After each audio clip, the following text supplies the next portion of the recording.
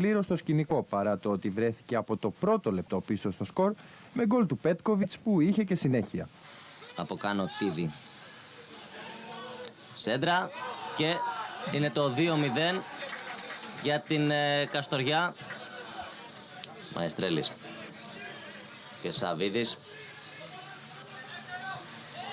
Μπάλα στο σοου.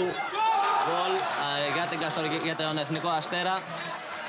Είναι το 1-2 από τον Σιόντι. Σαβίδης εκτελεί. Μπάλα καταλήγει στα δίκτυα. Είναι το 2-2 στο 41. Σαβίδης εκτελεί.